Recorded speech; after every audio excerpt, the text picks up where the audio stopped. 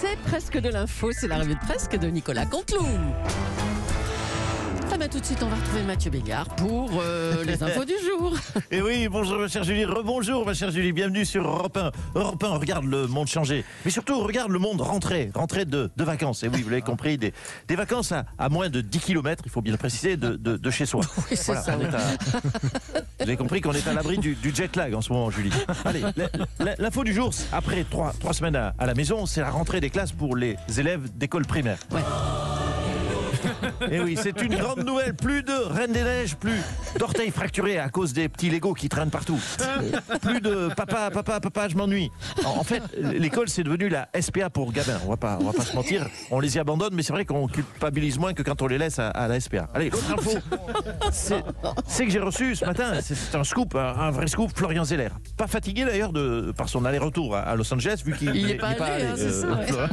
Florian Zeller. Florian Zeller a remporté l'Oscar du meilleur scénario avec The Phaser, une adaptation d'une de ses pièces. Oui, des Oscars sans dîner de gala, on le précise, avec des stars restées chez elles. C'était la pire année pour gagner un Oscar. C'est pas Sandra Bullock ou Brad Pitt qui lui a remis l'Oscar, c'est un livreur du PS. Voilà. Allez, ça va être dur pour lui. Courage Florian. C'est pas simple de gagner un Oscar avec l'ambiance des 7 d'or. On les avait oubliés, ces 7 d'or. Tiens. Merci Mathieu. Emmanuel Macron est avec nous maintenant. Bonjour à vous. Bonjour Monsieur le Président. Oui, bonjour à toutes et tous. Alors, vous avez beaucoup parlé de la lutte contre le fléau de la drogue. Les jeunes macronistes se sont exprimés en faveur de la légalisation du cannabis. Mais vous êtes toujours contre. Mais oui, vous savez, moi, chère Julie Leclerc, j'ai moi-même été jeune. Non. Jusqu'à l'âge de 11 ans, si. Puis après, je suis passé très rapidement à la vie d'adulte. Le bac à 12 ans, prépa à 13, Sciences Po, l'ENA, le tout bouclé à 16 ans. Bon, bref. Bien, sachez, et je le dis à vos auditeurs, que si j'avais fumé du cannabis, oui, j'aurais probablement eu mon bac seulement vers 13 ans, voire 14, peut-être même à 15 ans. J'aurais été juste Premier ministre ou simple ministre. Bref, j'aurais lamentablement échoué. Oh, s'il vous plaît. Alors, parlons du meurtre de Sarah Halimi maintenant. Le coupable de ce meurtre horrible ne sera pas jugé car il avait fumé du cannabis et il a été considéré comme victime d'une bouffée délirante. On rêve. Oui, c'est terrible, c'est terrible. Et en même temps, c'est assez pratique. Moi, par exemple, maintenant, je peux dire, désolé, j'avais fumé un bédo quand j'ai nommé Castex. Bah tiens, sur le même sujet, Jean-Marie Le Pen souhaitait intervenir. Oui, bonjour. Alors, Je parle docteur Jean-Marie, expert psychiatrique. Et effectivement, peu de gens le savent, mais selon mes études, n'est-ce pas, le cannabis rend antisémite. Et je ne sais pas si vous le sachiez, puisque nous parlons de passé simple avec monsieur. Ah oui, c'est ça, oui. Si vous le savez, mais monsieur Hitler, en son temps, fumait des gros ouinges, n'est-ce pas? Et moi-même, j'ai pu fumer de temps en temps de la bœuf, quand il m'est arrivé de déraper sur les chambres à gaz. Bien sûr. Je demande donc à l'État français réparation. J'étais victime de bouffées délirantes, voilà. Et voilà, bah, c'est pas crédible, mais c'est pratique, hein, cette histoire. Tu vois, lorsque je parle de monsieur Hitler, vous tendez tous dans ce studio, n'est-ce pas? Quand même, ouais. Allez, stop. La campagne de vaccination stagne, la faute à la défiance d'une partie de la population face au vaccin AstraZeneca. On va rappeler qu'il y a plus de risques d'être frappé par la foudre que d'avoir un effet secondaire du vaccin. Bonjour Jean Castex. Oui, bonjour Madame Julie, et Monsieur Béliard, bonjour à papi et mamie, qui ne doivent pas craindre le vaccin. Et la preuve, regardez, ne serait-ce qu'hier, Jean-Michel Blanquer s'est fait vacciner avec le AstraZeneca et il n'a malheureusement aucun effet secondaire, disons-le. Malheureusement, vous dites? Ben oui, parce que s'il était cloué au lit 3 jours, ce serait 3 jours pendant lesquels les profs ne seraient pas à 2 doigts de la révolte, n'est-ce pas? Alors, pour inciter la population de plus de 55 ans à se faire vacciner, on a appris que vous rêviez de voir la chanteuse Sheila le faire en direct à la télé. Ah oui, c'était ça. Et j'ai toujours eu, je dois vous le concéder, le confier, beaucoup d'admiration pour Sheila. Ah bon? Donne-moi ton bras et prends ta dose. Mais oui, la pandémie est finie.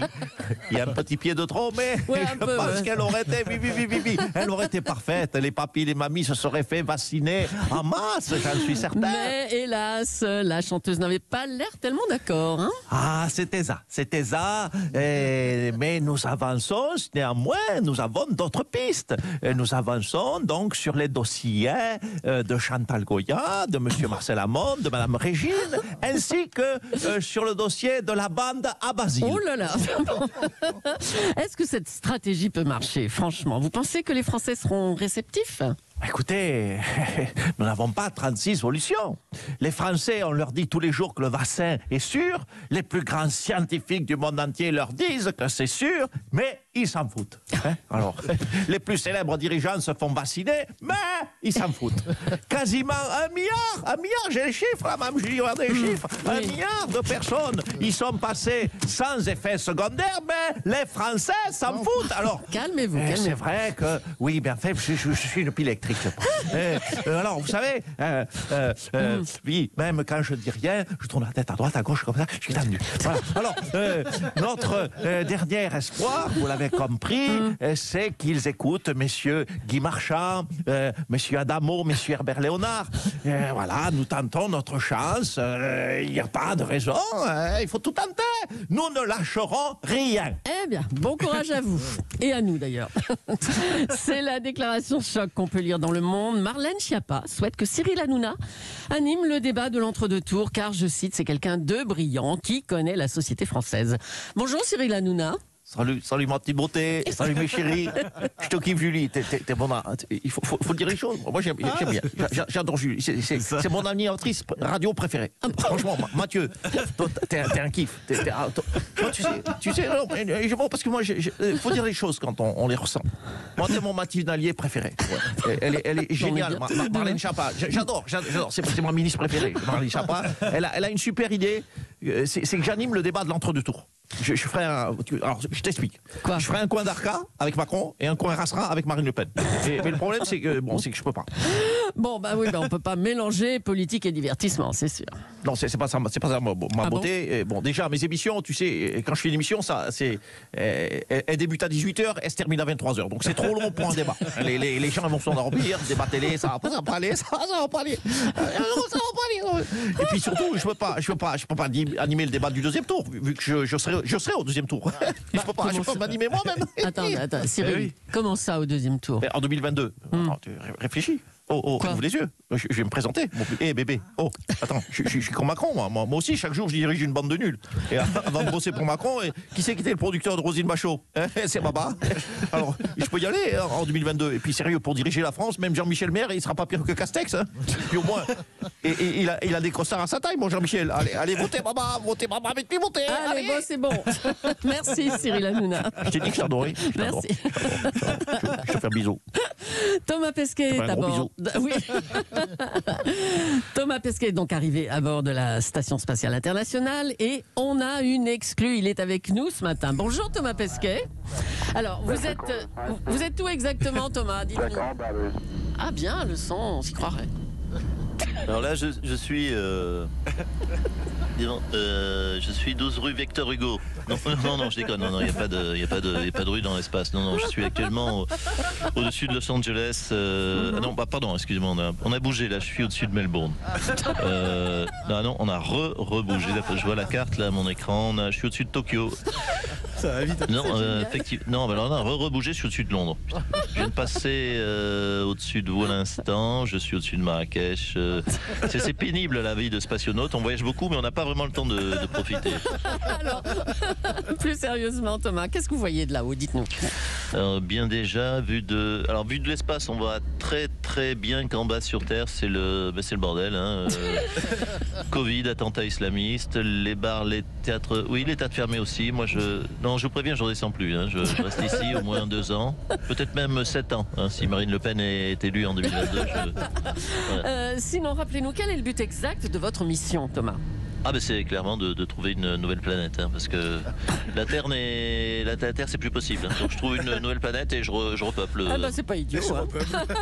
Il repeuple, bah, bon courage. Hein. À bientôt Thomas Pesquet. Une vingtaine de généraux, la plupart retraités ou radiés de l'armée française, ont publié une tribune dans Valeurs Actuelles. Une tribune très controversée car la gauche et une partie de la droite la considèrent comme un appel à l'insurrection. Ah. Alléluia! Sus aux traîtres du gouvernement! Tous à vos mousquets! Rechargez vos épées! Ou l'inverse! Philippe de Villiers. Bonjour, monsieur de Villiers. Bonjour, femelle! Enfin, le pays ouvre les yeux, car souviens-toi, j'appelais moi-même la semaine dernière au soulèvement dans Valeurs Actuelles, mais on a ricané, hein. On a ricané. Le seul à me prendre au sérieux était le troubadour Francis Lalanne, un ami, oui, un véritable ami, quasiment mon fidèle palefrenier. Mais je ne me suis pas laissé démonter. Pour mener à bien ma révolution, je me suis rendu directement dans une caserne, manifestement. Non, dans une maison de retraite. Ah. Bonne pioche. Il y avait plein de vieux généraux désœuvrés. Je leur ai parlé des bagagistes de Roissy qui planquent des bombes dans nos valises, de la 5G dans les vaccins, des islamistes qui veulent le grand reset, oh là là. du documentaire Hold Up de Big Pharma, de Big Media, de Big Ben et de Bigard. Ils étaient comme des dingues, ils étaient comme des dingues. Attendez, je vous en présentais, moi, un général, un vrai. Mon général, s'il vous plaît, faites-moi ce plaisir. Venez dire un mot à la radio. Oh là là. La femelle, là. Allez. Ah, la femelle, non mais oh. La radio, on n'entend plus que de la musique d'Africains à la radio Ouais, c'est parti. et des azous à cheveux longs. Et sur Internet, ils ont bien expliqué que le coronavirus, c'est le gouvernement mondial des amis de Macron qui l'a inventé. Et il n'y a que la chloroquine, je vous le dis, qui peut empêcher les écologistes de construire des mosquées. Non à la 5G, non au vaccin, non aux immigrés. Et je le dis, vive Francis Lalanne. Comment ne pas être d'accord avec ce cerveau hors norme? Alléluia. Bravo Nicolas Canteloup et Julie de retour. Et on retrouve la revue de presse sur Europe 1.fr bien sûr.